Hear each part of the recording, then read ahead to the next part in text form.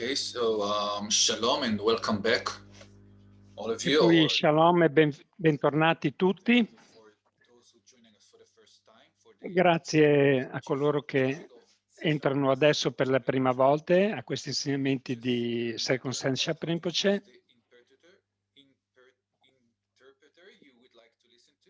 E se volete ascoltare all'interpretazione della vostra lingua dovete andare nel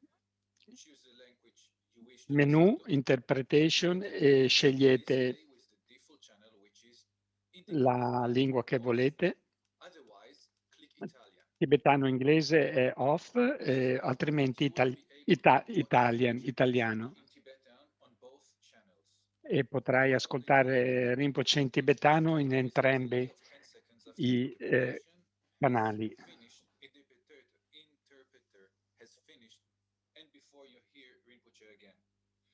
If for some reason you don't hear the interpreter clearly and the default channel sounds too loud, you may click interpretation and then click mute original audio.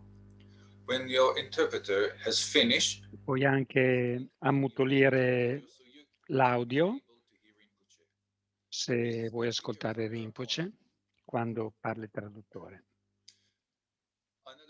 Tenete la fotocamera accesa. Se avete delle domande riguardo agli insegnamenti, mandatela per email al coordinatore italiano e gli indirizzi dell'email le trovate nella pagina dell'Istituto Lama Tzong Khapa e dei Dharma Friends di Israele.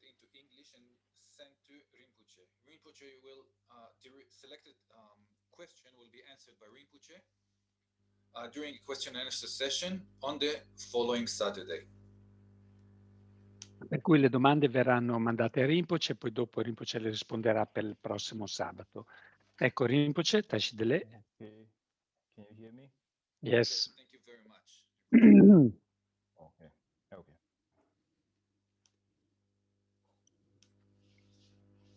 Sanju soji shanamno Chanjo bandon dani kyazo je dagi chinson ke petsonan ke rol penje sange ruvajo sange chodan soge chonana chamna bandon dani kyazo je dagi chinson ke petsonan ke rola pe ruvajo sange chodan soge chonana chanjo bato dani kyazo je dagi chinson ke petsonan ke rola penje sange ruvajo Chenchen sange rola Sono Sua della Saggezza non rosso. Insegni non lasciassero.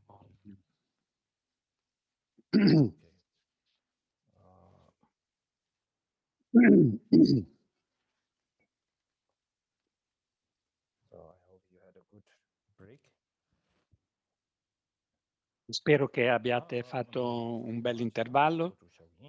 Adesso cominciamo.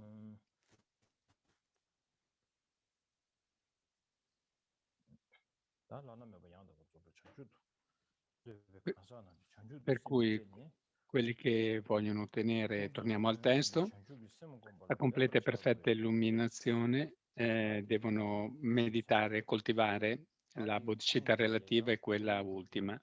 E Nagarjuna dalla preziosa ghirlanda cosa dice? Allora, per quanto riguarda le ragioni,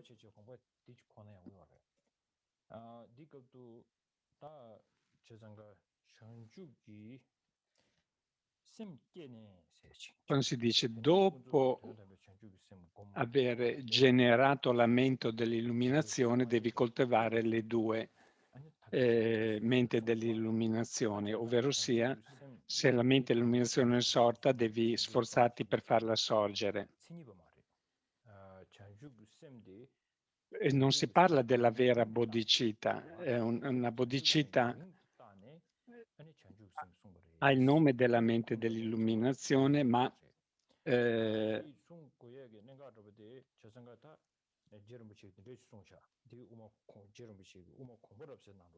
Se andiamo nell'illuminazione del pensiero di Geshe Rinpoche, che è il commentario al testo di Chandrakirti, coloro che studiano la filosofia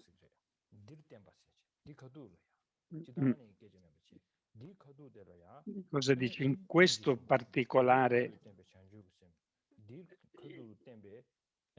la grande compassione, la bodhicitta, la mente dell'illuminazione, però vengono contestualizzati in questo particolare preciso contesto.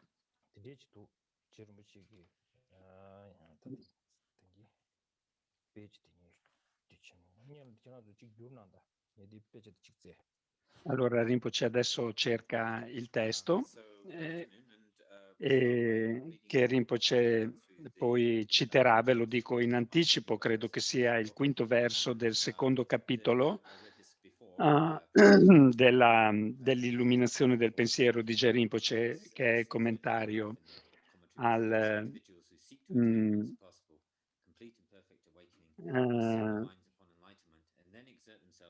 è il commentario a Madhyamika.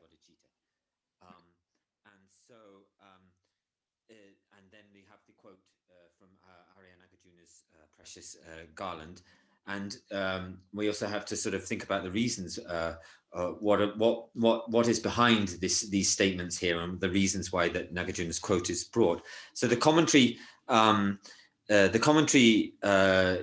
says that the complete and perfect awakening, those who wish to attain complete awakening must set their minds upon enlightenment. So this first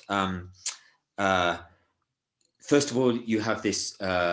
You set your mind upon enlightenment, and after that, then you strive in practicing the cultivation of the relative and ultimate bodhicitta. So the first, where it says, set your mind in enlightenment, this is not, this first one is not considered a real bodhicitta, but is just kind of given the name of bodhicitta. And this is made clear in quotations from the Sutra, in Geshe Rinpoche's Illumination of the Intent, which is a commentary on Chandrakirti's Madhyamaka, Entering the Middle Way. And this comes up also in the debate commentaries surrounding these assertions here. There, in Geshe Rinpoche's Entering the Middle Way, this particular section of the text, the kind of subject material, is covered by a kind of outline which is called the Three Dharmas which are taught right here. It's something like that. So the Three Dharmas which are taught right here in relation to the end of the first verse of Chandrakirti's Madhyamaka Avatara is the Three Dharmas are compassion, bodhicitta, and emptiness. So that this is what we're going to discuss now. 세상에 디구모 공부를 없이 쇼랑 접기 18 제 접기기 디나로네 시다 지기 12 쫀도 규베스 page 접기 page number 18 나를 페비나 나도 와르는 식 빠르더라 어디 나를 시베이나 아니 디그도 된지도 지기 12 쫀도 수규베 초 니번이 케메레베 당부 켈레베이노 시디아 트티버체 왜 영어로 규베 쫀이 메데스 원하다 꿰미 가르스나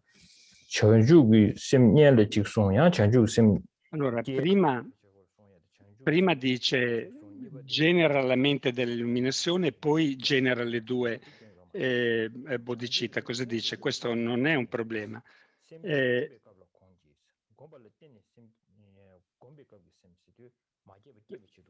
Per cui quello si parla prima della mente dell'illuminazione che viene in cui ci si addestra, per cui non è generata ancora. Per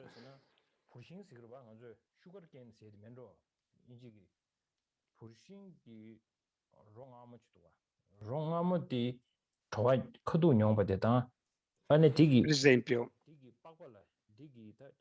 il sapore della canna da zucchero è dentro la corteccia è sempre la canna da zucchero, ma non è così dolce come all'interno. Nello stesso modo, per quanto riguarda la mente dell'illuminazione, quando dice dopo avere generato la mente dell'illuminazione, che cos'è? È quando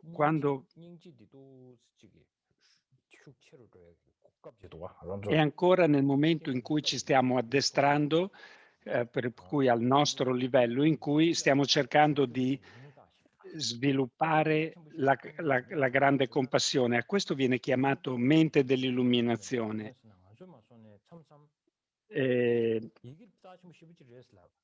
Per cui, che cosa vuol dire?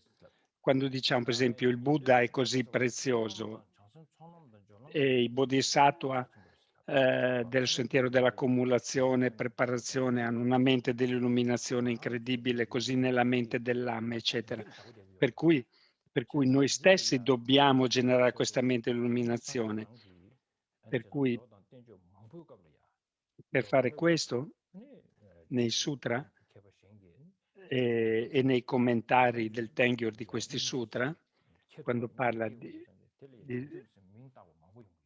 per cui anche la compassione prima della mente dell'illuminazione effettiva viene dato questo nome. Perché? Perché quello è come il seme di quello che diventerà la vera mente dell'illuminazione. Per cui nel passaggio del testo, all'inizio, quando dice, parla di questi due momenti, del momento in cui non è ancora generata l'illuminazione, ma ti stai sforzando, e quando è già generata. Per cui per generare effettivamente questa mente dell'illuminazione, cosa dice? Di meditare la mente dell'illuminazione convenzionale e quella ultima. Per cui la cosa principale per queste è, senza generare e meditare la compassione, non importa quanto proviamo a meditare la mente dell'illuminazione, non ci sarà nessun beneficio.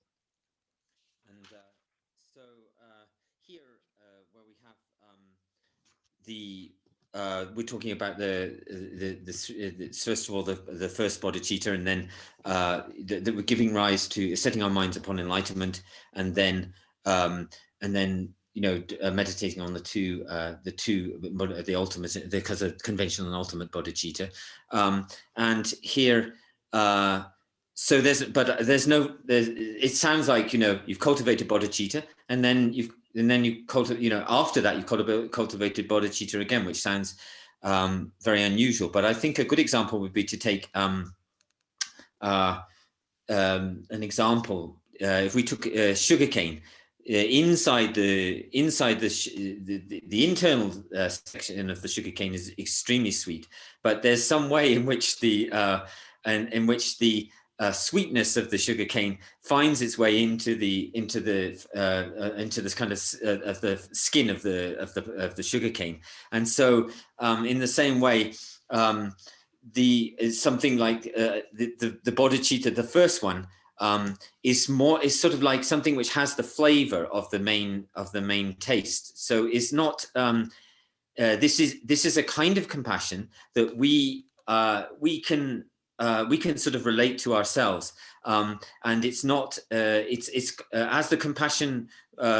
What happens is, as the compassion grows stronger, then you're able to direct your mind to the mind of enlightenment, so to bodhicitta. But this, it's like a kind of preliminary. So the compassion.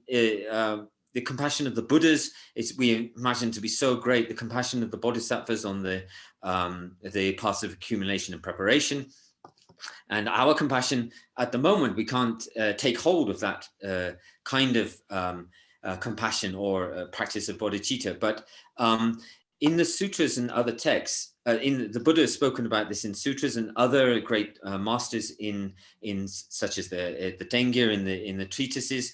They spoke about many times where they've given. So this is a way of giving the name of bodhicitta to compassion, and they've often used this of giving the name to a form of compassion, a strong form of compassion. They give bodhicitta the name, so it's kind of like a seed of bodhicitta. It's not the actual bodhicitta, it's the seed bodhicitta. So the first one is something like when we say that where bodhicitta has not arisen, may it arise. It's that time when we initially start to cultivate bodhicitta, and that would be in relation to where it says set their minds on enlightenment, and then later then you cultivate the much stronger understanding of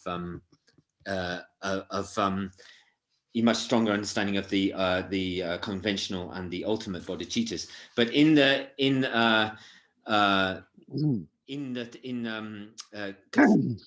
illumination of the intent, it brings up this point and essentially says that if this is there's no fault in understanding it like this, because the previous explanation of the bodhicitta is at the time when you're what's spoken about is the time when we're cultivating bodhicitta, and then on the basis of that cultivation, then we give rise to a bodhicitta, which is the actual thing. So then and Geshe Rinpoche uses this kind of example in his text where the skin of the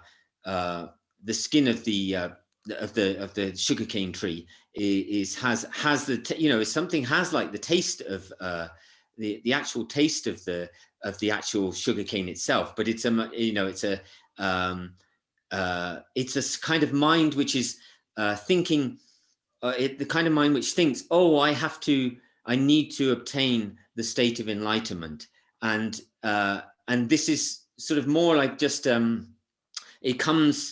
it's not fully cultivated. It comes out of it's brought on by repeating to ourselves these words or this thought that I must attain enlightenment. So it's a kind of it kind of influences and increases our compassion to the point that later on we can then meditate on the real bodhicitta. Peace. Oh yeah.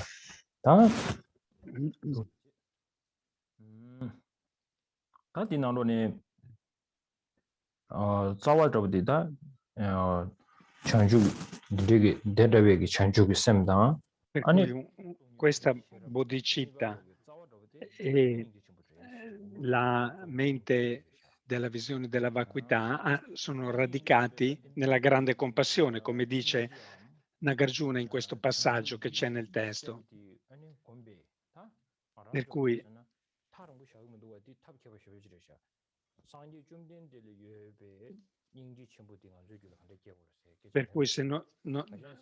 il modo in cui viene introdotto non è come generiamo la mente dell'illuminazione come quella del Buddha, andiamo più vicino al nostro livello, no? Ovvero sia, così come nell'esempio della canna da zucchero, la cui corteccia è un po' dolce, ma il vero zucchero è dentro, per cui all'inizio della coltivazione è un po' come la corteccia, e per giungere a quell'essenza ci sono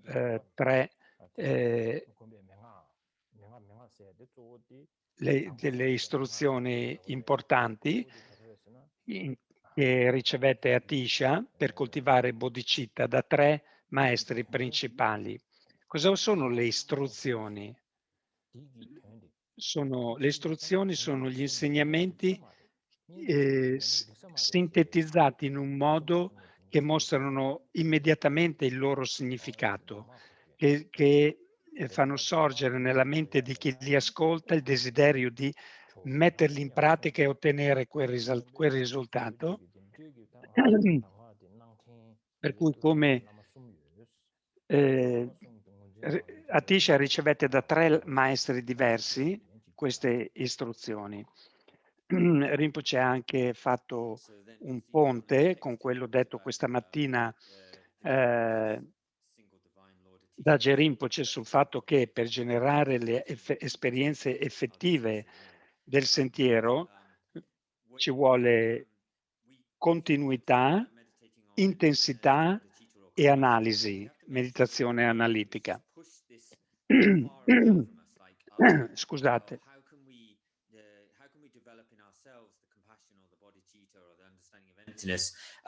That it exists in the Buddha's continuum, in the Buddha's mind. Per cui, per fare una sintesi di nuovo di quello che Rinpoche ha detto, per non farvi aspettare,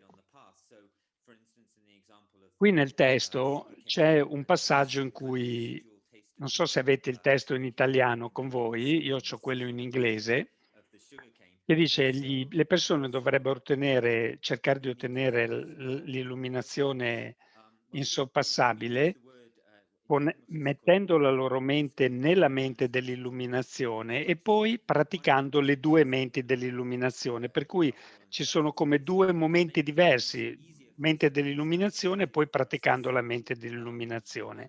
Il primo dovrebbero mettere la loro mente nella mente dell'illuminazione, non è l'effettiva mente dell'illuminazione, ma qualcosa di simile, un po' come la corteccia della canna da zucchero rispetto a quello che è lo zucchero dentro. La corteccia ha un po' di sapore di zucchero, ma non è quello.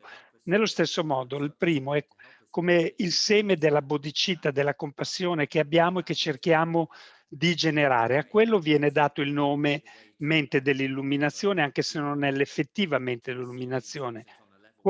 E come Geshe Rinpoche ci ha spiegato questa mattina, coltivandola con meditazione analitica, continuità e intensità, ecco che si giunge alla vera e propria generazione della mente dell'illuminazione, che va fatta tramite le istruzioni orali ricevute da Atisha da 3 maestri diversi.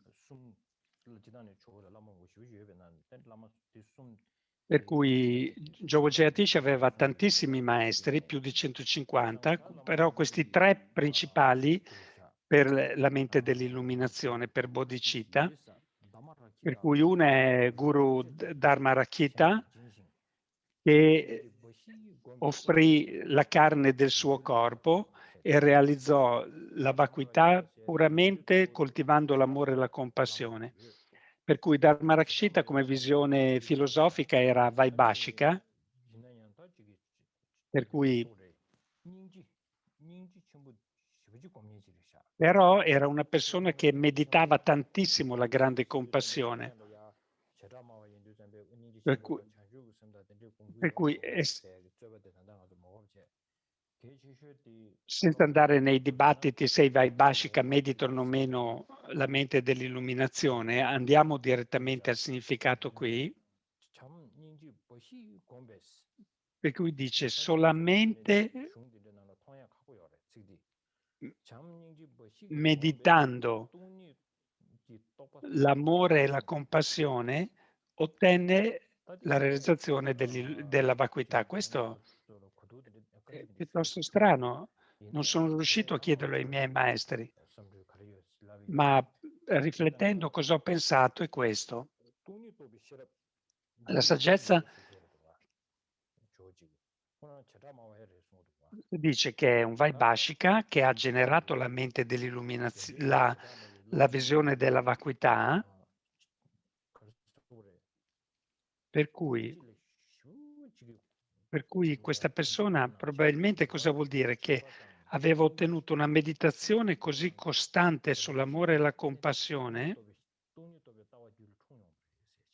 che come naturalmente, questa fu una condizione perché sorgesse la sua mente, la realizzazione della vacuità.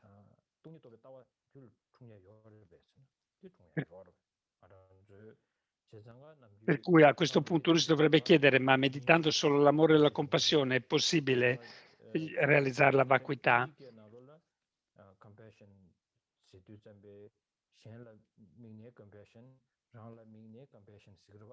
Per cui quando parliamo di compassione, normalmente viene compassione per gli altri e per se stessi. Mentre invece in tibetano non c'è questa concezione di meditare la compassione per se stessi. Per cui però c'è la rinuncia, la mente dell'immersione definitiva, che è un po' quello che gli occidentali pensano alla compassione di se stessi. Per cui se questa mente dell'emersione definitiva e la compassione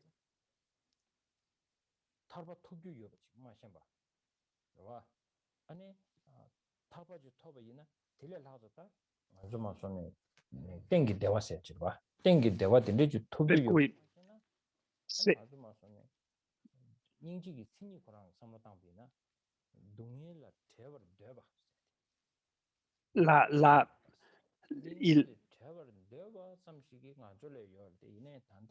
la mera compassione che è già presente dentro di noi non è sufficiente, perché l'emersione definitiva è una mente che vuole liberarsi completamente dalle sofferenze che abbiamo solo per pochi istanti noi, che deve avere compreso i benefici della liberazione. Il fatto che da tempo senza inizio siamo nel samsara, legati dalle azioni e dalle emozioni distruttive, e come questi 5 aggregati sorgono dalle emozioni distruttive, dall'ignoranza. Finché non comprendiamo chiaramente questa situazione, è impossibile avere una vera mente che vuole ottenere la liberazione.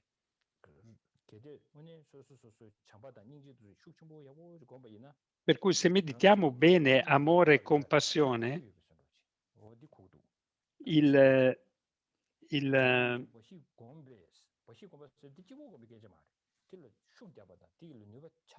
per cui che cosa vuol dire? Qui il testo dice che avendo meditato l'amore e la compassione con tantissimo sforzo, ecco che questo è diventato una condizione per generare la mente, la corretta comprensione della vacuità.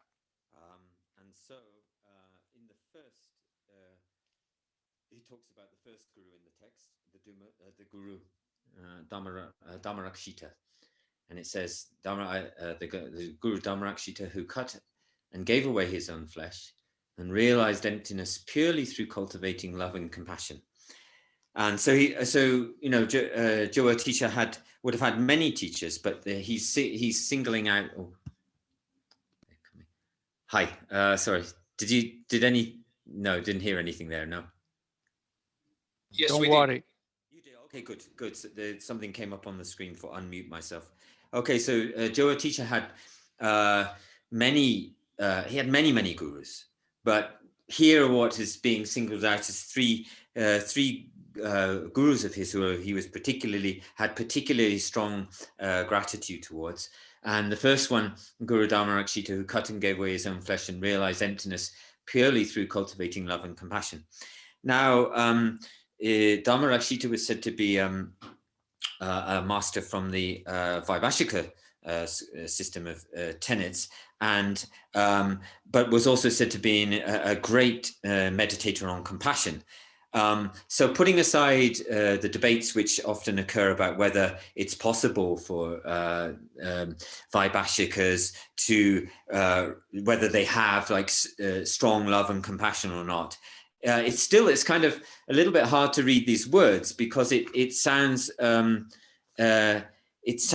like we're saying that purely through cultivating love and compassion, the realization of emptiness is born in his mind. And so I haven't actually received an explanation from my teachers about this, but I'm going to offer you what I offer you is a way that I can think about this in terms of because it does seem to be the wisdom of emptiness and even the cultivation of strong love and compassion seem a little bit contradictory in relation to Vaibhashana practitioners, but how we have to think about how this master, with his strong cultivation and cultivation of love and compassion, what kind of conditions does it provide, which then gave rise to the understanding of emptiness in Dhammarakshita's mind. Now, if we think about renunciation, and in the West, there's often a kind of way we discuss renunciation in terms of talk about renunciation as being self-compassion or compassion which is focused on ourselves. This is not so prevalent in the Tibetan literature, but there's a kind of sense of that if we take that sense anyway, where renunciation is to some extent is related to how we think about compassion in relation to ourselves. But if we don't have, because renunciation is the wish to achieve liberation from suffering, that's the kind of liberation from all suffering, and also to sort of achieve a kind of stable happiness freed from all of that samsaric suffering, then if we don't have a clear understanding of the wisdom of emptiness, then it's very hard to see how we can actually develop a kind of genuine wish to have freedom from suffering. We have ourselves the wish to have freedom from suffering. We have a sort of a kind of renunciation to be free from suffering. But if we don't understand that sense in which the five contaminated appropriate aggregates are from beginning, that from beginningless time we've ended up in samsara under the sway of the other powered, under the sway of karma and mental afflictions. And if we don't understand that and also through the causes of self-grasping, and therefore we've appropriated these contaminated aggregates, then how it seems very difficult to understand how we could get uncontrived renunciation to have freedom from that situation. And so how, in a sense, having strong love and compassion, even if it's focused on ourselves and our situation, would naturally lead us to the understanding of emptiness, and in the sense that then we have to understand what is the problem the situation that we're in, we have to be liberated from. So that focus of compassion acts as what I'm thinking is that it's not the absolute direct cause, this cultivation of love and compassion, not the absolute direct cause of the realization of in Dhammarikshita's mind, that was born in Dhammarikshita's mind, but it kind of leads, it laterally leads us in that direction of trying to understand the empty nature of the world. So I may have made a mistake here, and others are welcome to correct me, but that's how I think about it.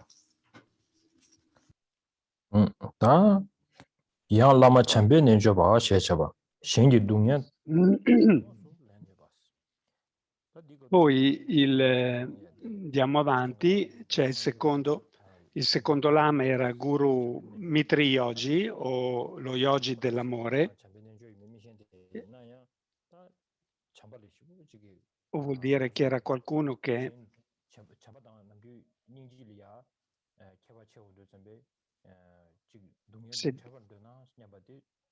il pensiero che vuole gli esseri liberi dalla sofferenza e la compassione, che li vuole felici è l'amore. Per cui questo era uno yogi che praticava principalmente l'amore universale, e come lo praticava, e dice era qualcuno che era in grado di prendere su di sé direttamente le sofferenze degli altri. Allora a questo punto uno si deve chiedere: ma è possibile prendere le sofferenze degli altri su se stessi? In generale, la sofferenza che uno sperimenta è prodotta da se stessi, viene sperimentata solo da se stessi. Poi ci sono delle situazioni inconcepibili con personaggi inconcepibili che lasciamo da perdere adesso. Le sofferenze degli altri.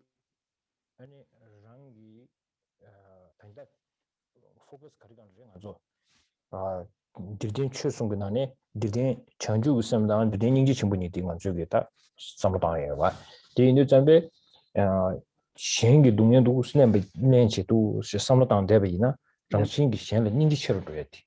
Il pensare di prendere su se stessi le sofferenze degli altri fa aumentare la forza della compassione. Là, Rinpoche. Sì.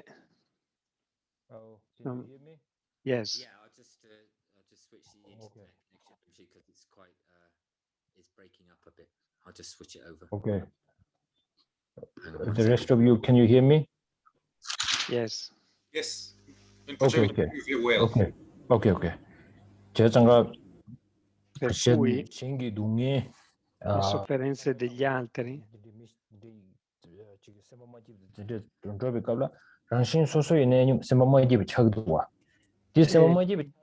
può rendere quella persona un po' triste e infelice.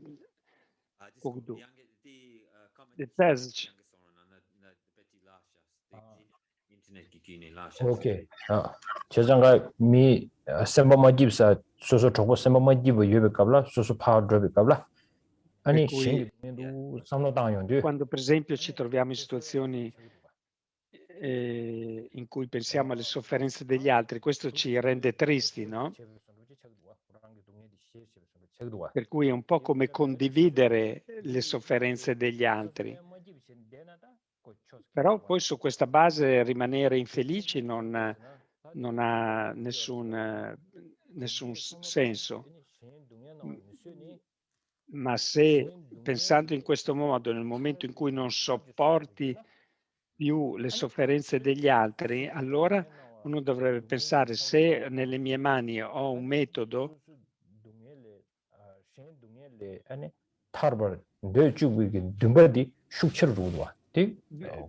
questo, pensando in questo modo, più pensi alle sofferenze degli altri, più ti viene voglia di liberarli, invece di diventare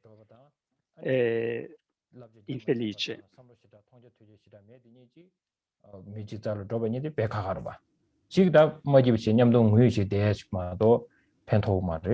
Un po' come una persona triste che va a piangere in grembo a qualcuno che non può dargli dei consigli, l'unica cosa che fa, piangeranno insieme, mentre invece se va da qualcuno che è in grado di dargli dei consigli, lo toglie da quella situazione di tristezza. Nello stesso modo, quando noi pensiamo alle sofferenze degli altri diventa insopportabile, questo invece dobbiamo capire che in realtà deve essere utilizzato per incrementare la forza della nostra compassione e il desiderio che gli altri siano liberi da queste sofferenze. Says the Guru Maitri Yoga, who was able to take other sufferings directly upon himself. So I'm not sure about his name, but it has that, his name in its very essence has this kind of sense of someone who's steeped in love and compassion. And here also we remember that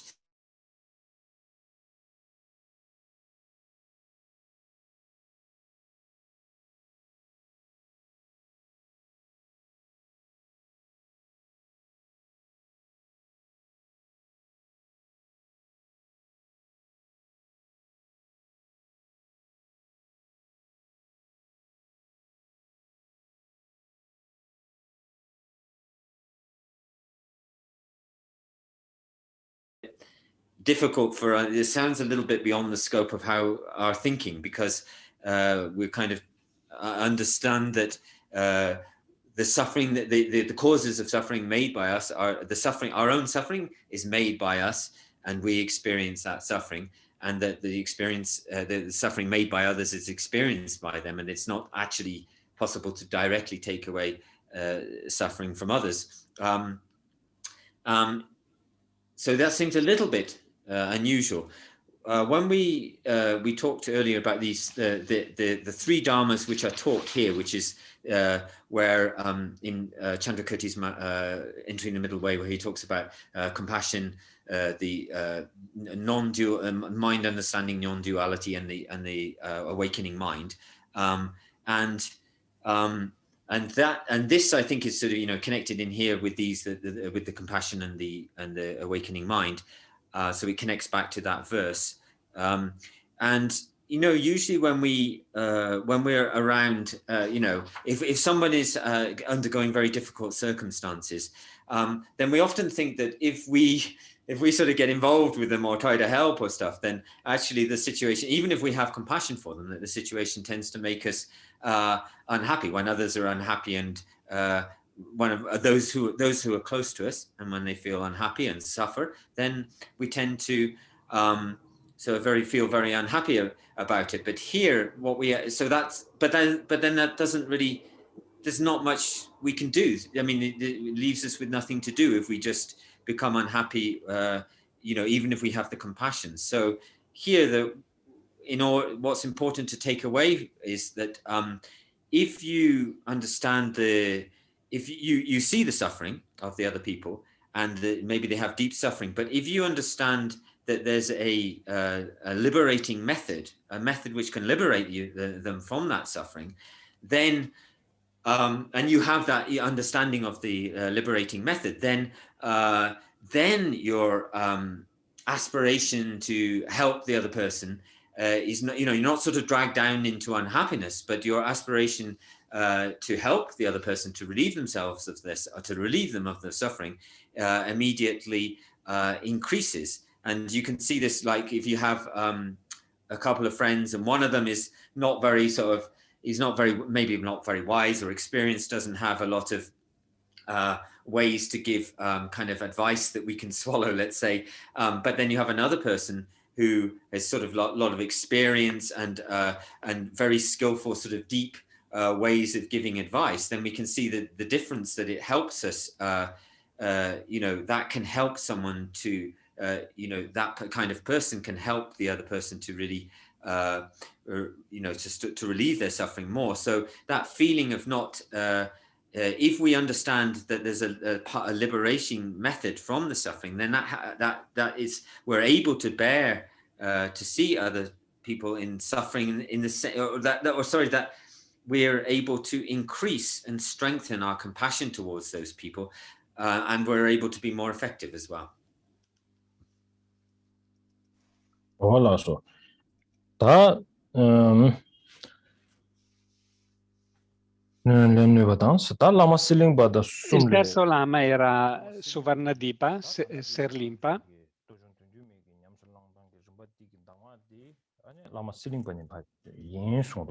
Per cui il terzo lama di questo lignaggio dei 7 punti dell'assemento mertali era Suvarnadipa, Lama Serlimpa.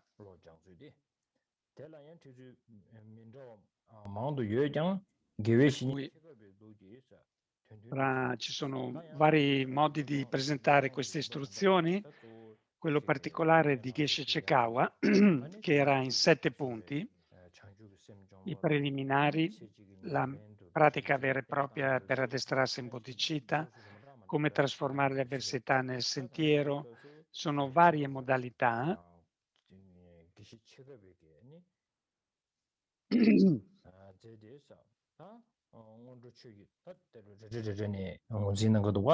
Per cui questi 7 sono scritti nel testo, non ho bisogno di leggerli.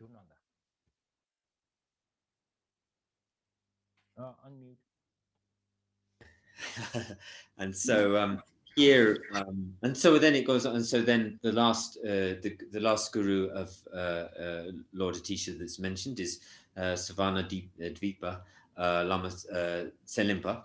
And in this 7-point mind training, the instructions on the on the practicing of the 7-point mind training is 7-point mind training, and the text that we're engaged in kind of studying and contemplating here are it then says there are many different ways of presenting this instruction, but the tradition of Geshe Chekawa follows the 7 points, and then it goes on to say the preliminary teachings of the supporting instructions, the main practice, taking adversity into the path. These there are many methods of guidance which are related to which were included in Geshe Chekawa's instruction,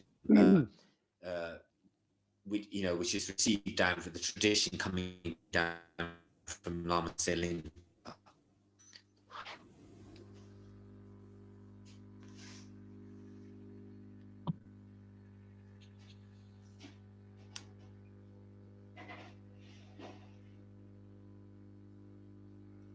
Oh, the connection is a little problem. So you all can hear me? Yes. Okay.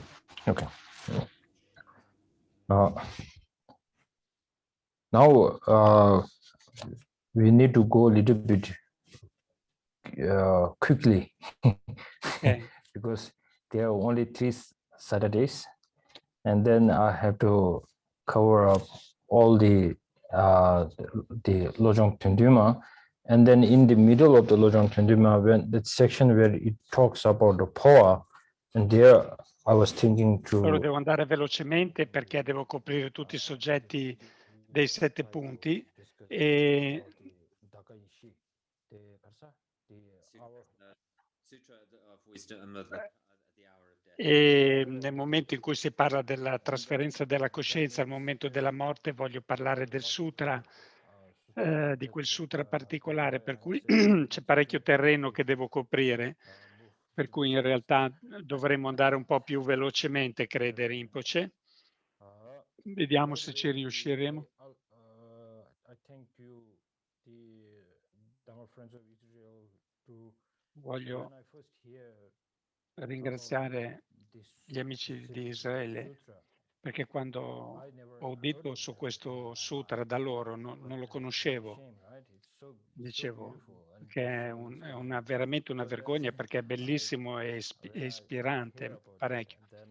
Per cui quando mi hanno chiesto questo sutra, l'ho letto, ho pensato che fosse bellissimo, per cui grazie amici di Israele mi avete dato questa grande opportunità di studiare e di avere una connessione con questo sutra.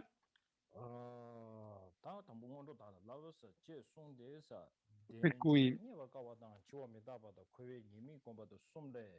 allora ci sono i preliminari da addestrarsi, la difficoltà di trovare le libertà e le ricchezze della preciosa nascita umana, la morte e l'impermanenza e le sofferenze del samsara. Per cui quando parliamo di preliminari, immediatamente ci viene in mente di fare 100.000 prostrazioni, 100.000 rifugi, eccetera. Però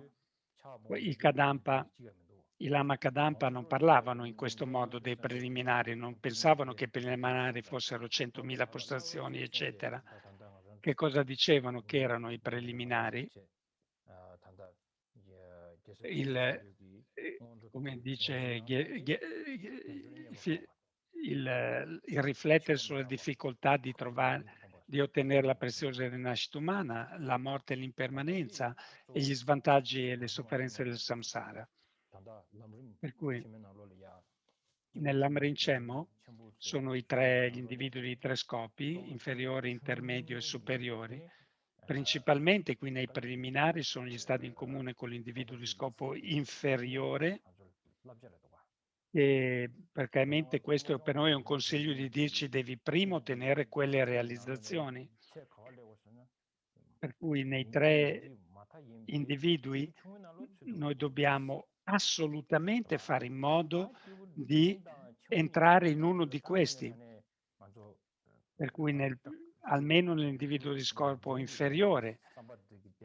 E se entriamo nell'individuo di scopo intermedio, poi a quel punto dovremo riflettere che solamente liberare se stessi non è sufficiente, perché fino l'egoismo sarebbe ancora presente, e questo che impedisce di ottenere il potere completo di essere di beneficio agli esseri, devo abbandonarli, per cui a questo punto ecco che arrivi nel punto fra l'individuo di scopo intermedio e quello superiore. Per cui qui che cosa dice? Tanto per cominciare devi con certezza generare le realizzazioni in relazione all'individuo di scopo inferiore.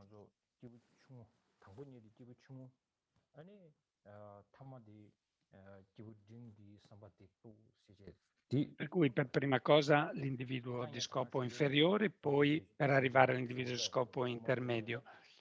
Io ve l'ho detto questa mattina, che tipo di persona è quella persona che pratica il Lojong, l'addestramento mentale? È esattamente questo, la persona che prima pratica i preliminari. È un po' come a questo punto non possiamo andare all'università ancora, prima dobbiamo andare all'asilo per arrivare all'università, e questa è la stessa cosa qua. Per cui questo è un ottimo consiglio per noi. Okay,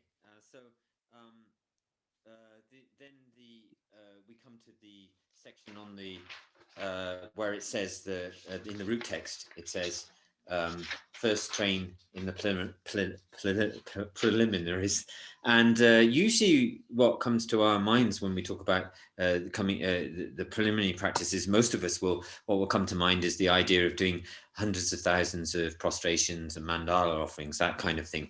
That's okay, of course, okay as preliminary practices, but in the Kadampa sort of literature, they make no mention of those kind of things. So here it says, what Geshe Tomosambo says in his commentary about what it means to be preliminary practice is to talk. He says this constitutes of three contemplations: on the contemplation on the difficulty of finding the freedoms and advantages, contemplation on death and impermanence, and then the contemplation on the trials of samsara. And so, so this also, kind of fits in with this, with the division of the Dharma practice into the three scopes: the lower, middling, and greater scope of practice. We need to.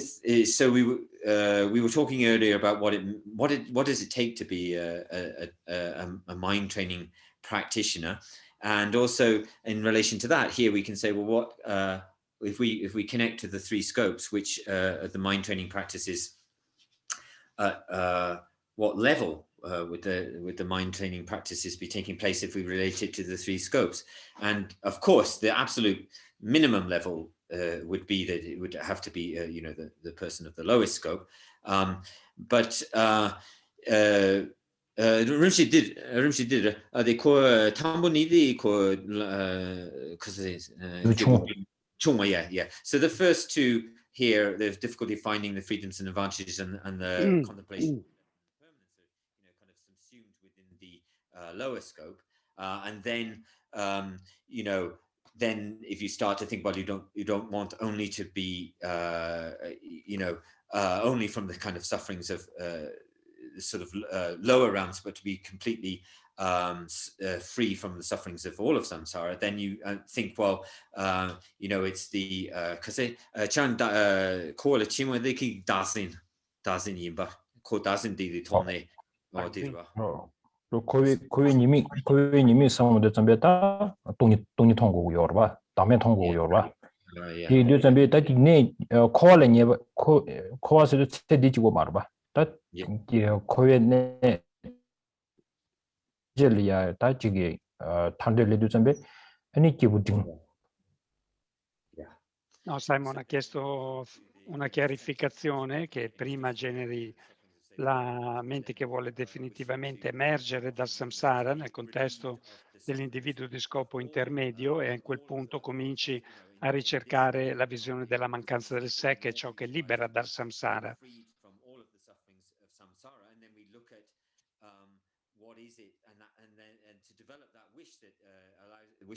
Wishes to remove ourselves from that situation, then without understanding emptiness, then it's hard to see how that could occur, and therefore we see that it's the kind of self-grasping, grasping at the inherent existence of the self, which has dragged me down into this situation. And then we need to recognize that situation, and then we develop a wish to completely liberate ourselves from samsara, which is essentially subsumed within this the middle scope. And so so in that sense, you could say that the practitioner, the practices of the smaller scope become the preliminary practices, which, and then moving up towards the middling and greater scopes. And as I said, we asked before, what kind of person? So we were talking about, we were asked this question right at the beginning: what kind of person is it? What what kind of qualities does it take? What is a mind training practitioner basing their practice on? And so this gives us an understanding of that.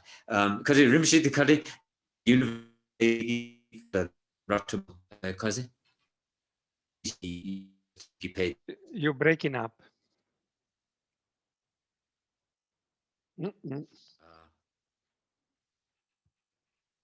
Is frozen.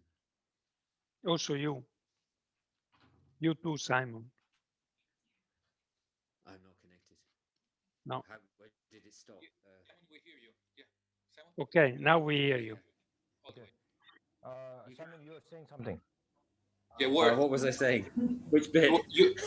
You were asking Rinpoche a question.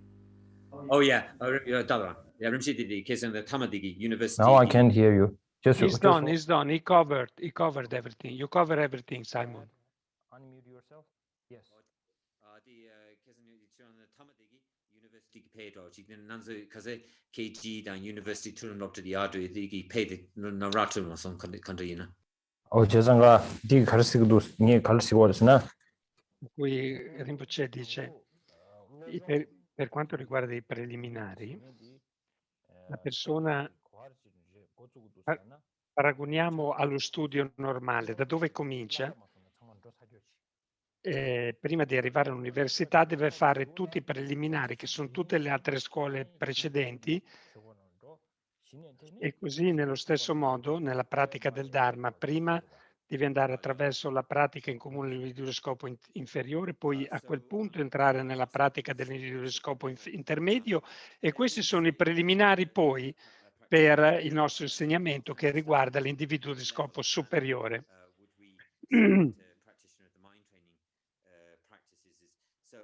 It's really someone who's already sort of got through the preliminaries, and then it's sort of moving, in this case, it's moving between, sort of coming up to the level on the border between the middle and greater scope. Didra. I've lost it. Can you hear? Yes. Normally, you can hear me? Yes, Rinpoche. Yes. Normally, many people I meet, allora, molte persone incontro, molte persone che non hanno troppa comprensione della vacuità, della grande compassione, bodhicitta, però gli piace il Lojong, dicono mi piace il Lojong così tanto, per cui volevo usare questa opportunità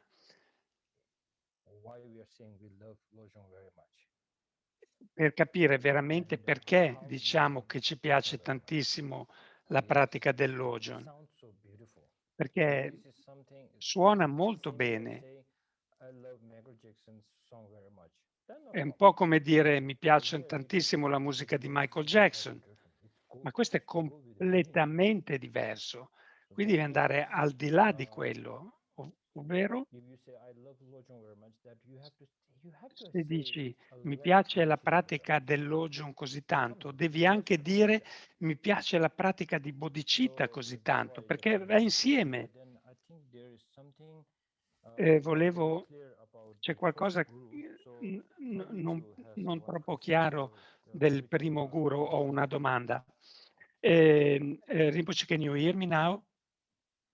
Rinpoche, can you hear me?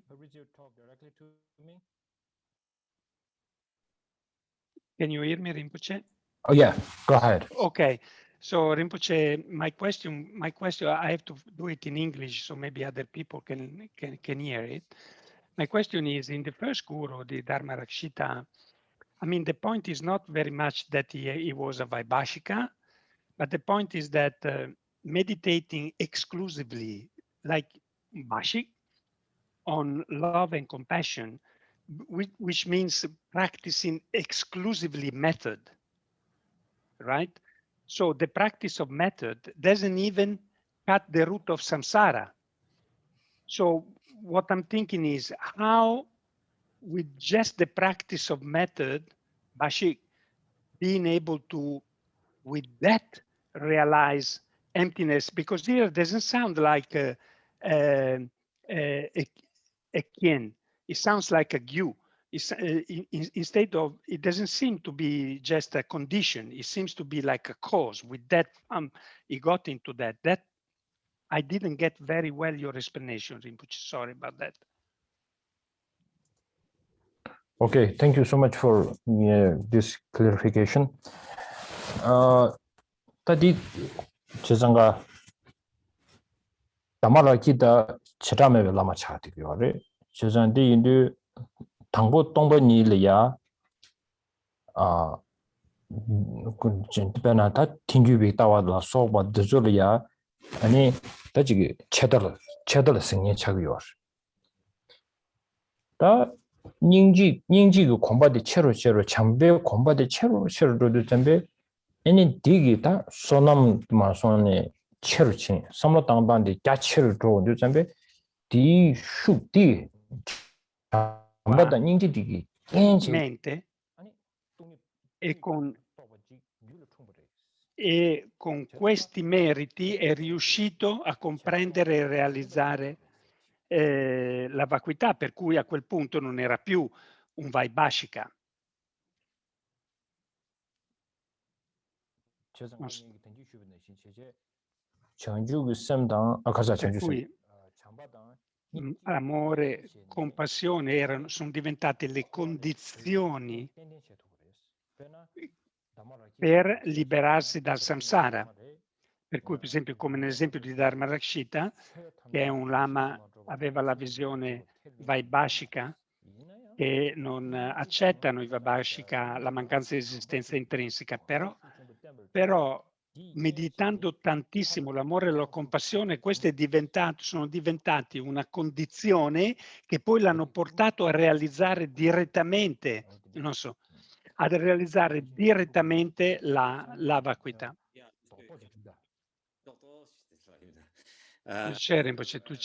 Per cui ve lo dico, ho fatto una domanda a Rinpoche di come Dharma Rakshita possa aver realizzato la vacuità meditando esclusivamente l'amore e la compassione, lasciando da parte che era un vaibhashika, ma quando l'amore e la compassione da soli sono metodo per cui non fanno niente per tagliare la radice del samsara, per cui quello ci vuole la realizzazione della vacuità, e sembra quasi che siano, come è scritto nel testo, non una condizione, ma la causa.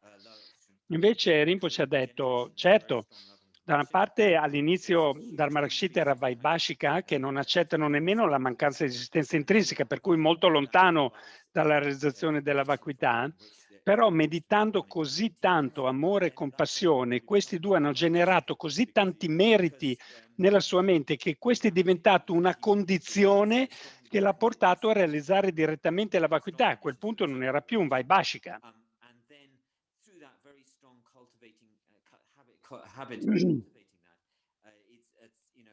Initially, where he couldn't understand that you see all phenomena as not existing from their own side or not existing inherently, then at some point it would become like a strong cause and condition for him to actually see the emptiness and therefore to see the root of samsara. Hola, da dene denji dadi dosu chuzu mo shunen tamedo da ranzo ma son ranzo sene digdo ta ranzo da nyamne konsado di kwal kungutu slavina. Allora la nostra pratica principale cade proprio qui nei preliminari, per cui prima di tutto riconoscere la preziosità umana, la preziosità, la difficoltà di ottenerla. Qui dice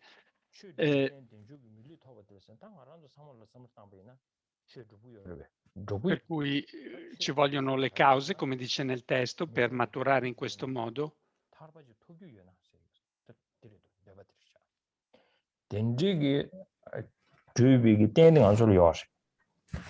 la possibilità di ottenere la liberazione dentro di noi, la base dentro di noi. Ed è preziosissima, ma non può avvenire senza le complete cause e condizioni. Per cui le cause e le condizioni vanno accumulate in un modo perfetto. Così come questa preziosa rinascita umana l'abbiamo ottenuta proprio sulla base di aver messo insieme complete cause e condizioni, proprio perché è un fenomeno impermanente che dipende da cause e condizioni, dobbiamo averle anche adesso, essere sicuri di metterle le condizioni complete. Se non fossero complete avremmo dei grandi problemi, per cui vanno complete. E se noi riflettiamo, noi siamo fortunatissimi perché fra gli esseri senzienti pochi praticano la virtù. Guardiamo su questo mondo direttamente, anche nella nostra famiglia, i nostri amici, eccetera. Quanti pochi sono quelli che veramente praticano la virtù? La maggior parte praticano la non virtù. Per cui che cosa vuol dire?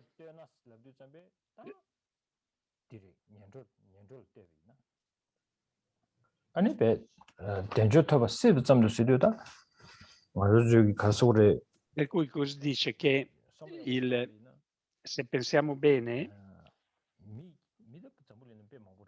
ci sono molti esseri umani, ma su questo mondo, ma quello è una rinascita umana, non una preziosa rinascita umana. Per cui la maggior parte sono degli esseri umani come hanno ottenuto quel corpo solo per utilizzarlo in un modo negativo. Pochissimi pensano se faccio questo modo, questo mi causerà dei danni, eccetera. Per cui oggi,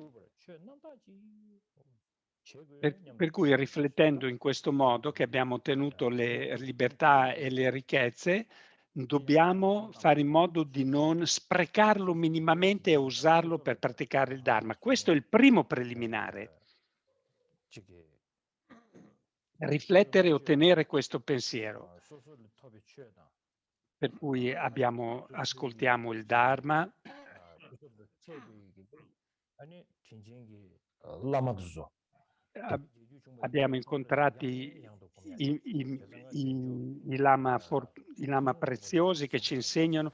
Noi dobbiamo riflettere su questo fatto tantissimo finché non siamo certi e felicissimi e ci sentiamo come vediamo la preziosità di aver potuto ottenere non solo un corpo umano, ma una preziosa rinascita umana che richiede appunto tutte le cause e le condizioni che maturano sono state messe perfettamente, maturate perfettamente, che abbiamo anche incontrato il perfetto maestro che ci sentirono. Dobbiamo riflettere a quanto incredibile e quanto fortunati ci rende questa situazione in modo da...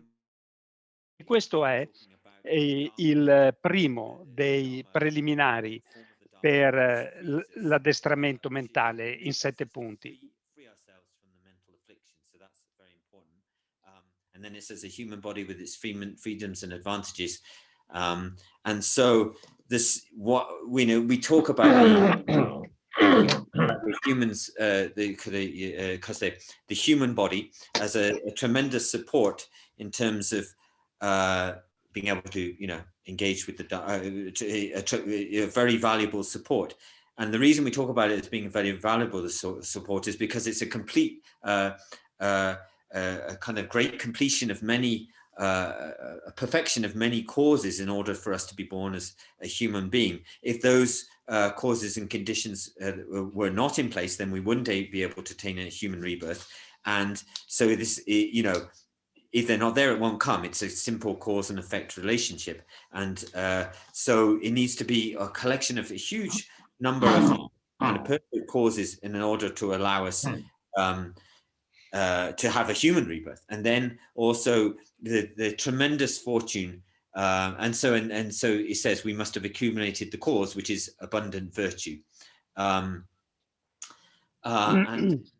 you know, in terms of being able to engage with Dharma practice, this is a tremendous great fortune for ourselves. Then it says, among sentient beings, very few practice pure virtuous action, and this means that the resultant freedoms and advantages are difficult to gain.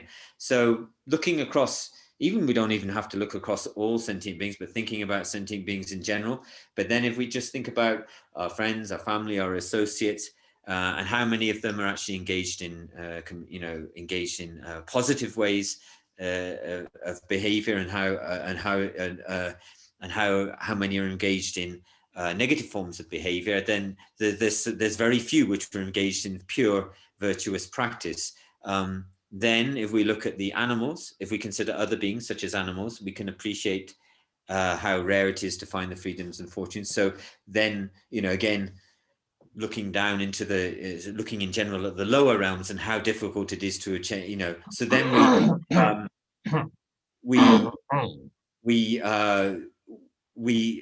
we've attained this precious human life, and it's quite possible to use, many people do use a precious human life for committing kind of harmful actions to others. So and there are very few that actually take that human life and make a commitment to not harming not harming others as much as possible. So this is the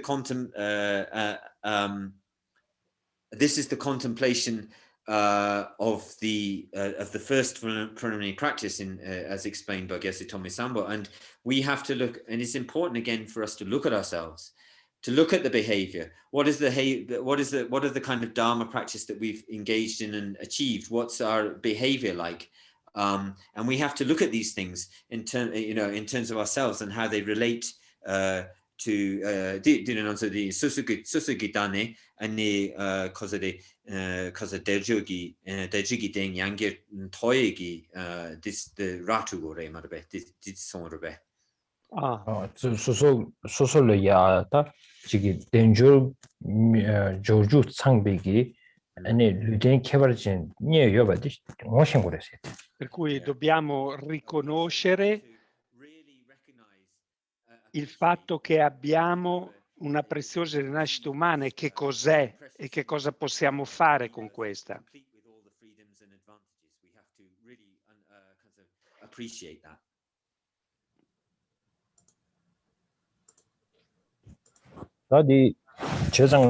Per cui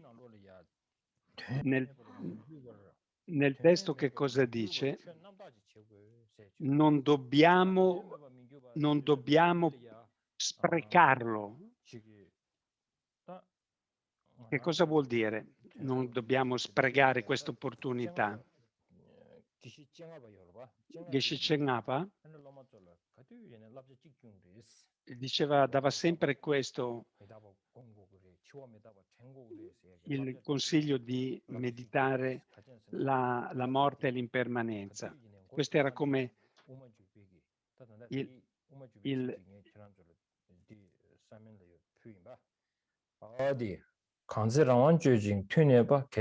come nel supplemento di Madhyamika, nel secondo capitolo, al quinto verso del fondamento di Madhyamika, che dice: se quando agiamo in libertà e stiamo bene, non agiamo per non cadere nei reami inferiori, cadremo poi in questo abisso senza controllo, e come potremo mai uscirne da questo? Per cui adesso che hai questa libertà la devi usare bene. Se perdi questa libertà,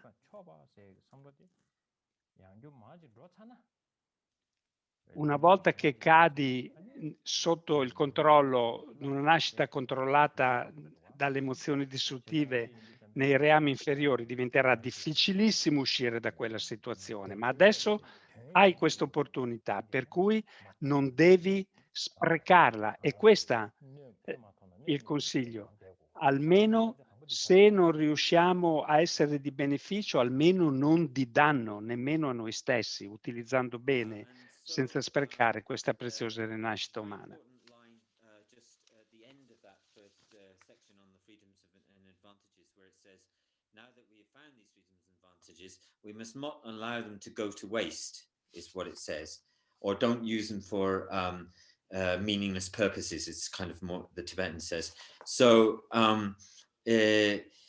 here, when in Geshe Chekawa and the advice from the Geshe Chekawa and the masters like that is often comes in the form of, you know, meditating on impermanence and meditating on death and impermanence, and lots of their advice comes in that kind of context.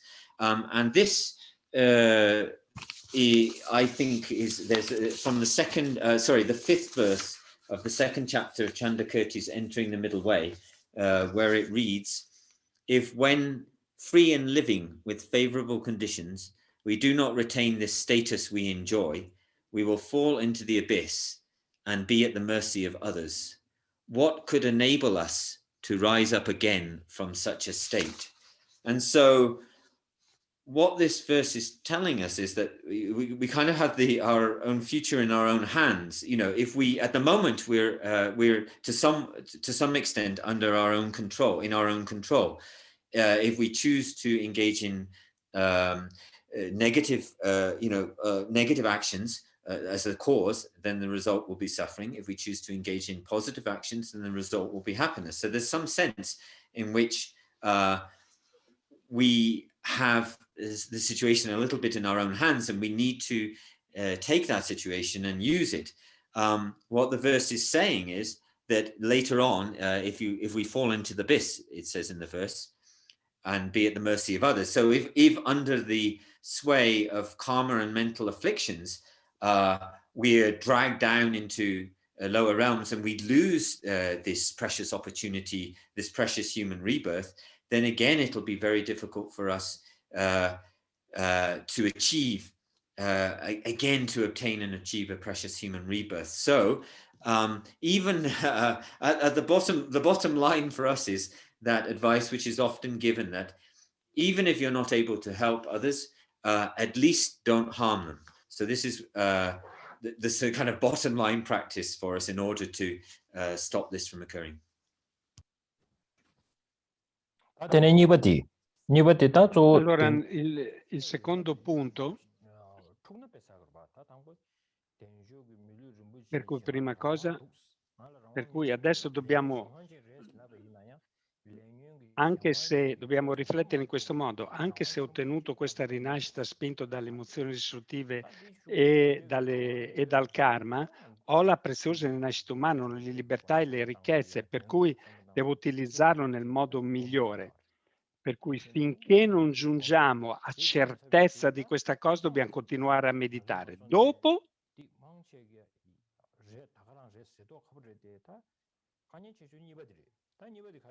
andiamo al secondo punto, ovvero sia considera che il Dharma va praticato subito perché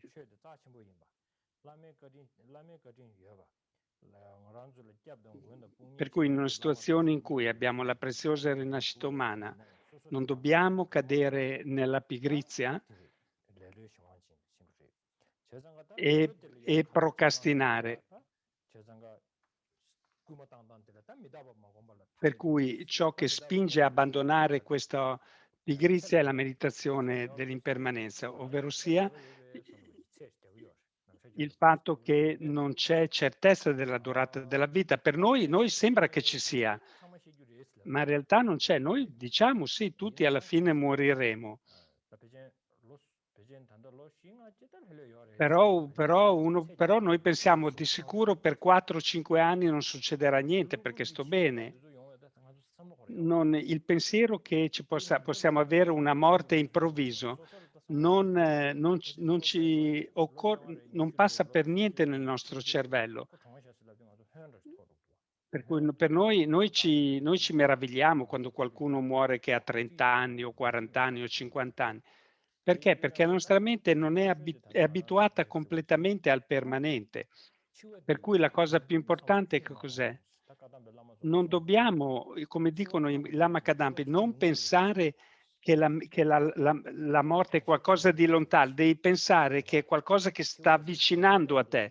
A noi sembra quasi che quando pensiamo alla morte come qualcosa che osserviamo attraverso un binocolo là lontano. No, noi dobbiamo pensare che sta arrivando vicino a noi, verso di noi. Questo è il modo da pensare. In più ci sono tantissime condizioni che portano alla morte. Guarda che cosa succede nel mondo, varie pandemie, malattie, virus. Per cui tutte queste sono condizioni per morire. Però non riusciamo per niente a pensare che è possibile che possiamo morire anche oggi. Se non pensiamo in questo, non giungiamo a pensare in questo modo, come nel Lamrincemmo, come il Lamrincemmo ci dice, e adesso andiamo a prendere questo passaggio dal Lamrincemmo, che è l'inizio della contemplare, che il momento della morte non è certo.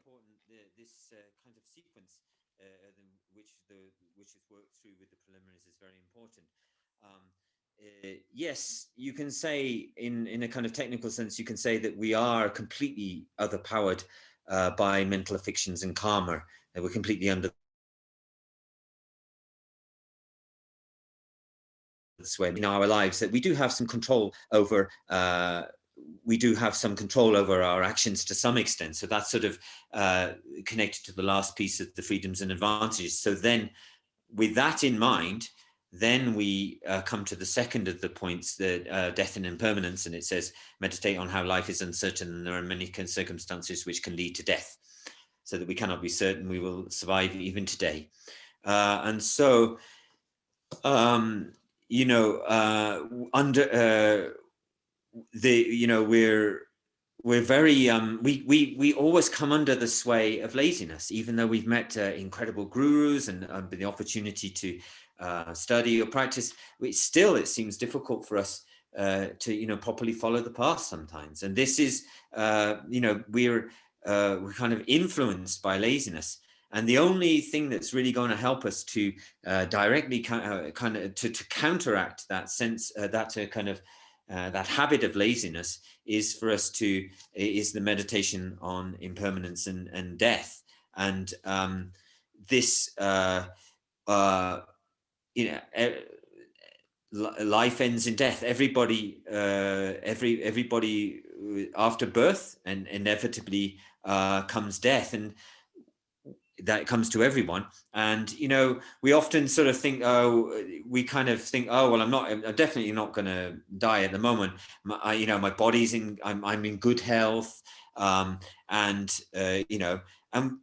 yet this is no guarantee. This is a kind of way that we're just kind of putting things off into the future.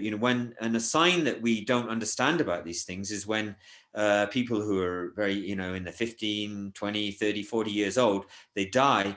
We're completely shocked by this. And this is a sign that we haven't acculturated ourselves to the habit of understanding, and we haven't developed trusting faith in the fact that, for instance, death, death is when the time of death is uncertain. We push it a long way away, but actually the way we should engage with it is to think that death is not a long way away, but that death is close and is coming soon. But instead of putting it at a long distance, actually what we need to do is we need to prepare for that situation. And as it says in the text, there are many circumstances which can lead to death. There are many causes for death.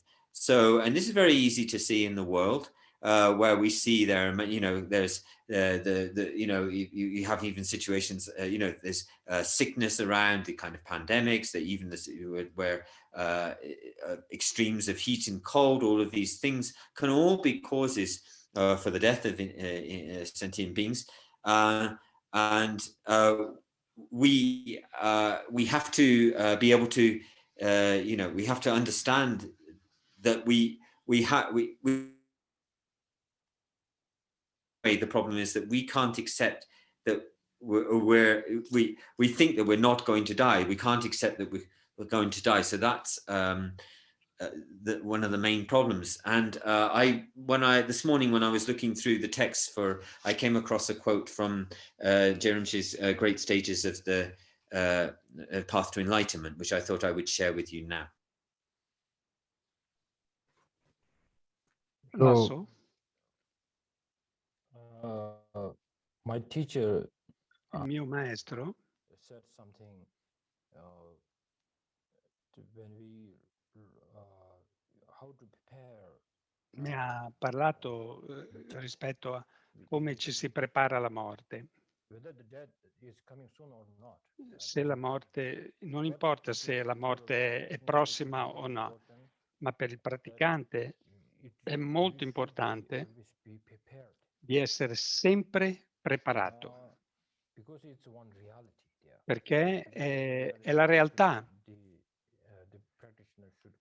E dal momento che è la realtà, il praticante deve essere sempre pronto alla morte. Per cui per far questo dovresti essere come non come guardare la morte con col cannocchiale,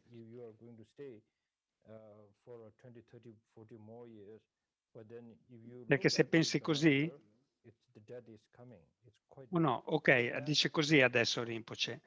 Il suo maestro gli ha detto: guarda la morte come col binocolo che sembra improvvisamente molto vicino, non più lontano, anche se la morte venisse fra 20-30 anni, se la guardi come col binocolo, la vedi amplificata, molto vicino.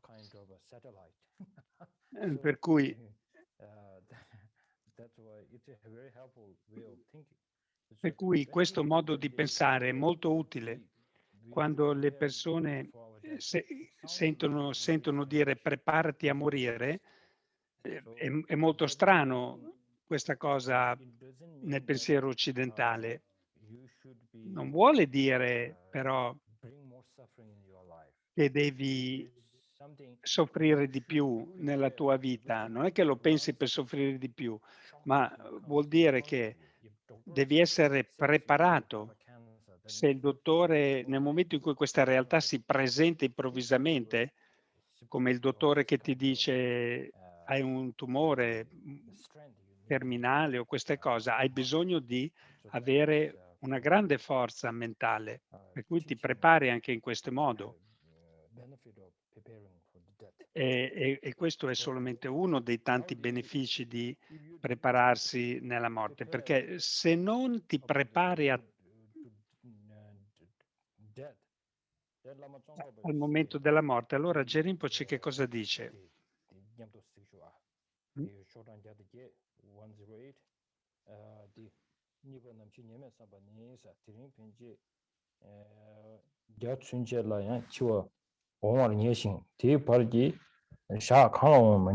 Per cui è certo che la morte arriverà a un certo punto, da oggi entro 100 anni, però non è certo il momento, il giorno in cui arriverà. Per cui, per esempio, non puoi determinare se morirai oggi o no. In ogni caso, devi assumere che morirai oggi e devi pensare, morirò oggi. Perché se non pensi che morirai oggi o che probabilmente morirai oggi, continuerai a fare delle preparazioni per stare in questa vita e non ti preparerai per la prossima vita. Per cui il pensiero della vita futura, di prepararsi alla vita futura, completamente scompare e l'unica cosa a cui pensi, in realtà il tuo pensiero è esclusivamente in questa vita stessa. È un po' come se siamo in un albergo per tanto tempo e improvvisamente ci dicono te ne devi andare. È un po' strano, no?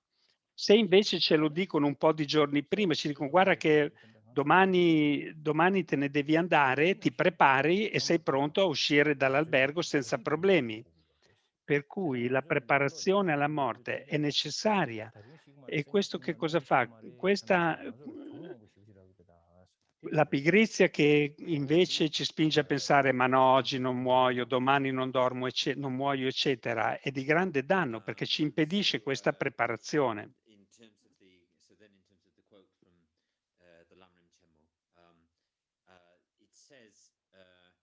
It's on the section in the Lama Tzong where it talks about the contemplation that the time of death is uncertain, and then it reads, it's certain that death will come sometime between today and 100 years from now. It's uncertain on which day it will come. Therefore, for instance, you cannot determine when you will die. Now, the crucial part here is the section which says, however, you must assume that you will Se die. avete il testo in inglese, a pagina 154 del Lama Rinpoche del primo volume. Or I probably will not die today. You will continually make. So that's kind of giving like if you assume that you will not die, then you will continually make preparations to stay in this life and not prepare for your next life. So this is the main fault of thinking that we won't die. That we won't die, that we're not going to die in now, is that we don't make any or in today or in a few days or in a short period of time. The trouble is that we don't make any preparations then, and what we're actually doing is we're essentially making preparations not for the future life, but preparations to remain in this life, and we're not thinking about how we have got to die and go on into the future. A way of thinking of this through example is to think of if you stay in a hotel or a guest house for a very long time, and then suddenly one day the owner comes to you and asks you to leave, you're completely shocked. But if you've been continually moving from hostel to hostel every few days, then if somebody asks you to leave, then you're kind of ready to move on. And so this is all born out of a strong habit of laziness, which keeps saying to ourselves, I'm not going to die today, I'm not going to die tomorrow, I'm not going to die in the next week or so, in the next few days. And this habit of laziness is our main problem. Maso?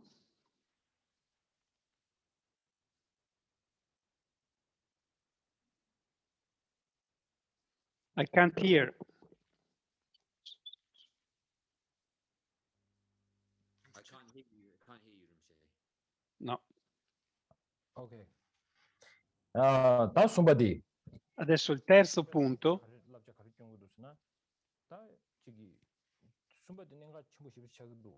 è un punto molto importante.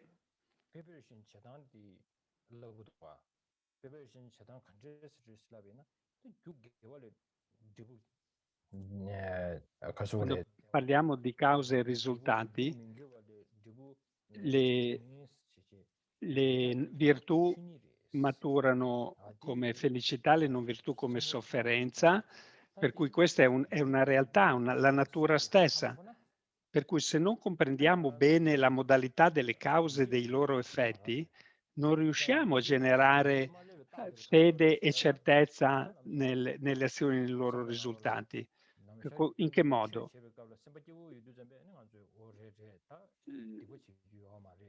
Quando stiamo bene e pensiamo di praticare il Dharma, quando va tutto bene, diciamo è vero, non pratichiamo le non virtù. Però nel momento in cui c'è qualcosa che deve tornare per il nostro tornaconto,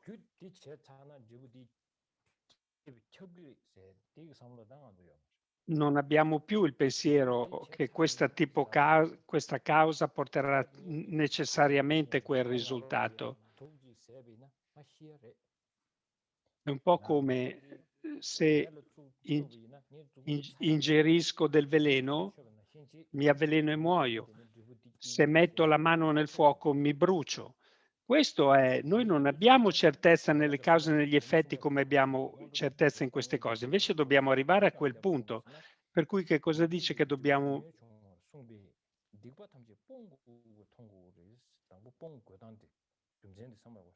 Per cui qui dice considera come le azioni virtuose e non virtuose maturano con sofferenza e felicità, per cui devi abbandonare tutte le azioni non virtuose e praticare sempre solo la virtù.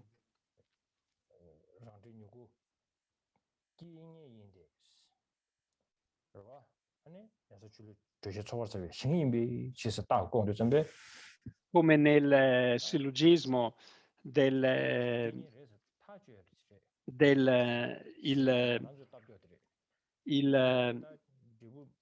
il contadino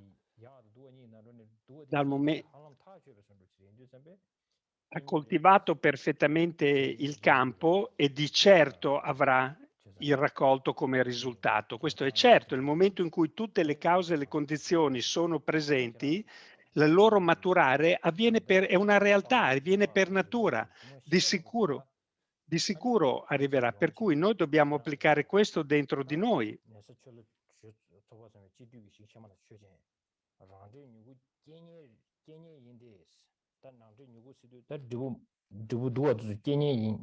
Per cui nel campo completamente, perfettamente coltivato,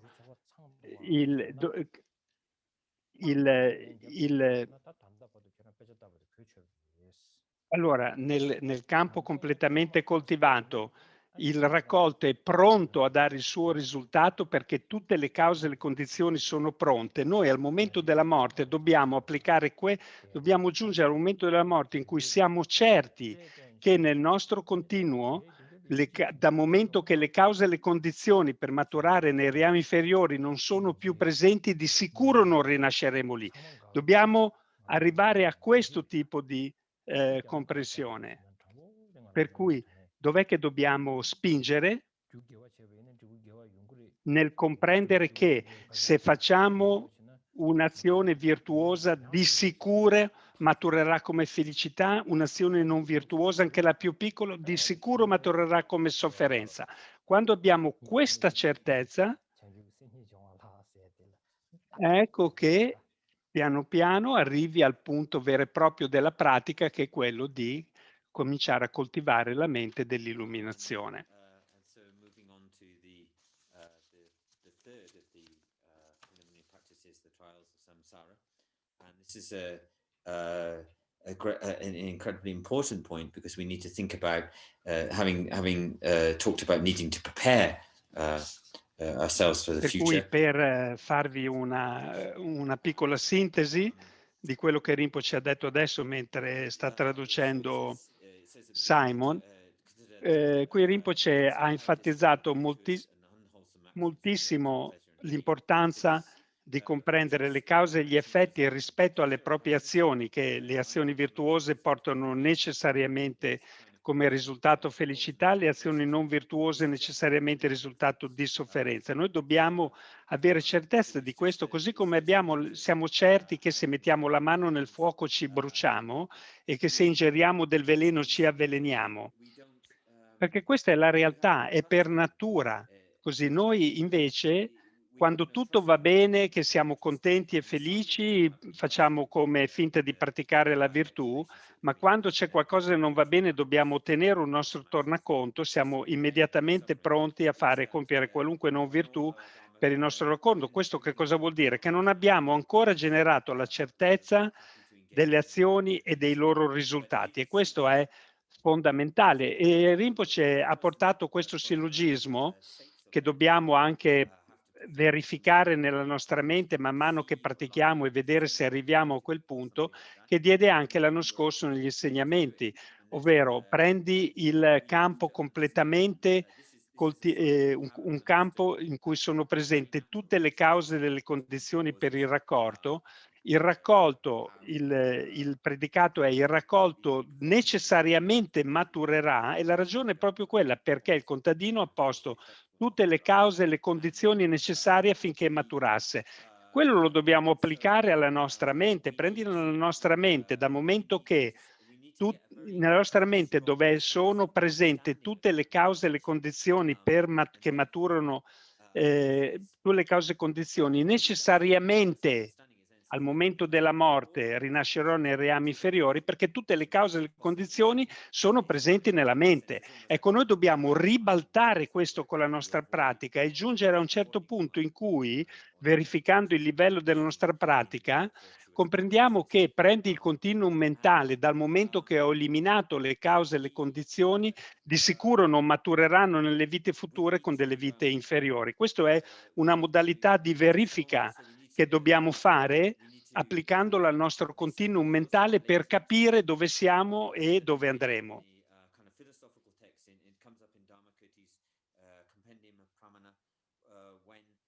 There's a section, and this was advice which was given to me from one of my teachers.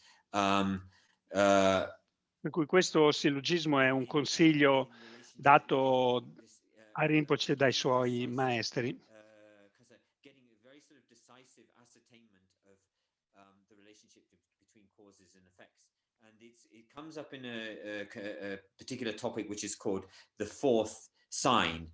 So actually, so the fourth sign is not, Dashin Shiva is called Diana Maria. Dashin Shiva Diana means in Genes Labdua. So it's actually not actually a valid syllogism, but it's a syllogism brought by others, which is not accepted by by Dharmakirti. But it says, the example goes, in a springtime field, which has the complete conditions of barley and seeds, water, fertilizer, heat, and moisture, the result of those barley, the own result of the barley seeds will definitely be produced because it's a field which has a complete collection of conditions such as barley seeds, water, fertilizer, heat, and moisture. So the point of this syllogism is in the predicate, where it says that the barley seeds will definitely arise. Now, why this? To relate this to what we're talking about here, if you engage in a particular virtuous action, then definitely the result of that will be happiness. And if you engage particularly in relation to negative actions, the result of that will definitely be suffering. So if somebody comes to you at the time of your death and says to you this, that if all the causes and conditions are complete for a particular form of rebirth, then if all the causes and conditions are gathered together and complete, then the place that you will go to will be definite. Actually, in terms of this syllogism, which comes from is called the fourth sign from Pramanavartika, you should be able to say, unless you're able to reply to that, because it's not actually a valid sign, right? But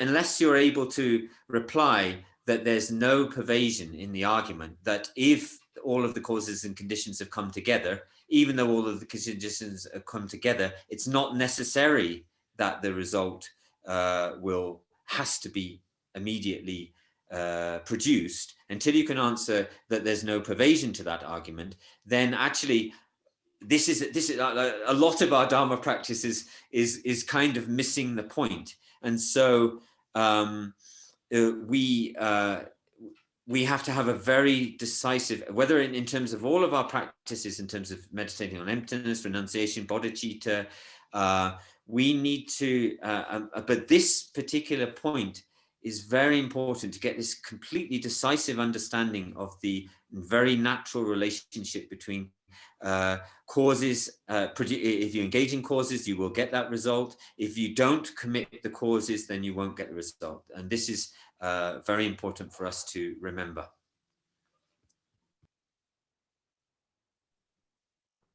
So I have an unfinished business now because of this violet karsa. Ho qualcosa che non ho finito per quanto riguarda la validità della ragione di questo sillogismo che ho detto.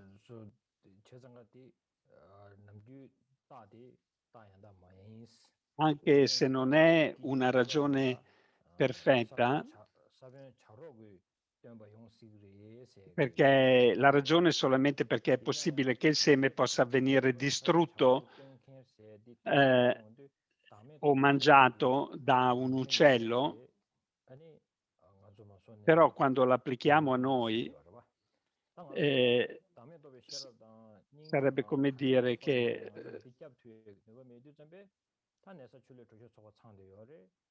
se non abbiamo la comprensione della vacuità, compassione, eccetera, e saggezza, e i semi sono tutti pronti a maturare, di sicuro matureranno in quella direzione, perché per cui per noi è un segno valido, una ragione valida, però è solamente il mio modo di pensare e nel frattempo il tempo a nostra disposizione è finito e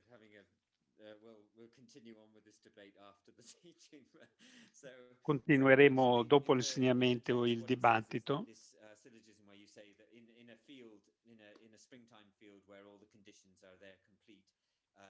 Per cui per darvi un'altra sintesi, nel campo a primavera dove sono presenti tutti i semi e i fertilizzanti, di sicuro maturerà il raccolto perché tutte le condizioni e le cause necessarie per il raccolto sono presenti.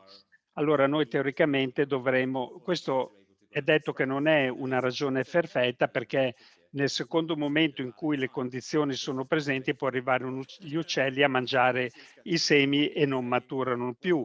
Però in realtà Rinpoche che cosa mi ha detto? Come sgridato Simon che ha portato fuori questa cosa che non è una ragione perfetta, ma in realtà per noi diventa perfetta perché lo usiamo come esempio. L'analogia del gruppo di uccelli che viene, che mangia i semi, che cosa vuol dire? Se, se è presente la saggezza che elimina la mancanza del sé e la compassione, questi due, se non li abbiamo, tutte le cause e le condizioni negative per maturare sono complete, non c'è nessuna forza che li va a distruggere, per cui per noi è un segno perfetto che di sicuro maturerà, a meno che non succede qualcosa sulla base della saggezza e dell'amore e della compassione che vanno a fermare queste cause, quelle cause matureranno. Grazie a tutti. Per cui ci fermiamo qua e domani ricominciamo da questo punto, per cui il prossimo, non domani, il prossimo sabato, per cui arrivederci e fino al momento in cui ci ricontriamo. Se quello che vi ho detto pensate che è di beneficio per voi, provate a riflettere, a contemplare e a seguire seguire l'esempio di Geshe Chekawa e non di Serkong Rinpoche, ma i miei pensieri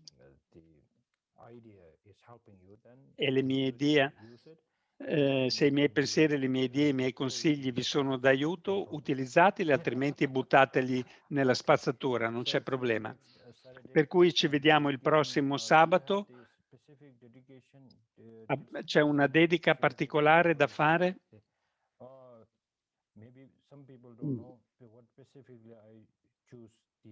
Ho scelto questa dedica perché è molto potente.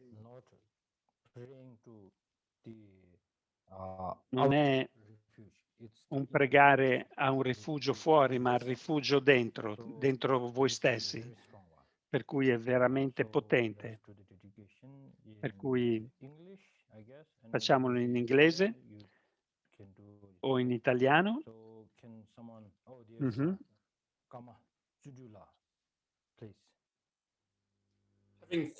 dopo aver investigato completamente in accordo con tutto quello che ho ascoltato giorno e notte, con la forza dei 4 ragionamenti, la mia mente è nata il risultato della riflessione di questi topici di contemplazione, e in questo modo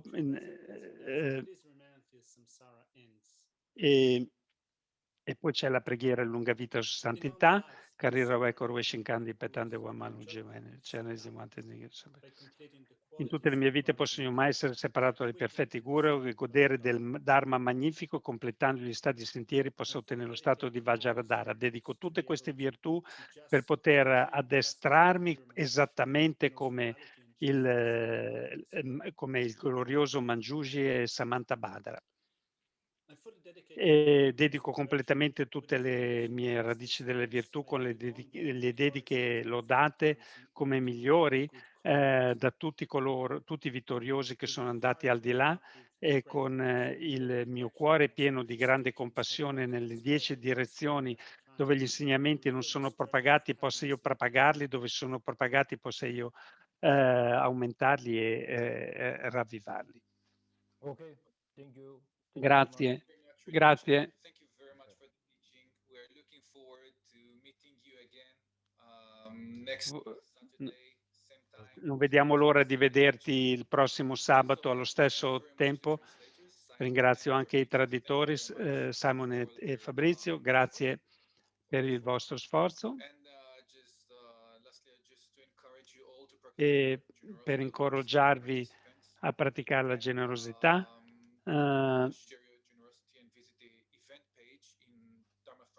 Visitate le pagine web del Dharma Friends of Israel e dell'Istituto Lama Tzong Khapa per donare per questo evento. Grazie tantissimo. Pregate anche per le persone che stanno soffrendo in questa pandemia e hanno bisogno delle nostre preghiere urgentemente. Per piacere pregate per quello, e anche ci sono tantissime altre sofferenze in questo mondo, includete e pregate per me affinché io possa completare i prossimi 2 sabati con voi, ok? Pregate che possa essere con voi, grazie.